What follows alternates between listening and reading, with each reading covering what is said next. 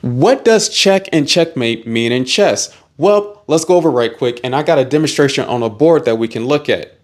Check is when the king is being attacked. For example, if we move this queen to A8, this queen is attacking this king. So this king is put in check. This king on this next move have to get out of check, so get away from the A file, which going to king B5, B4, or B6 would be the best option to get out of check.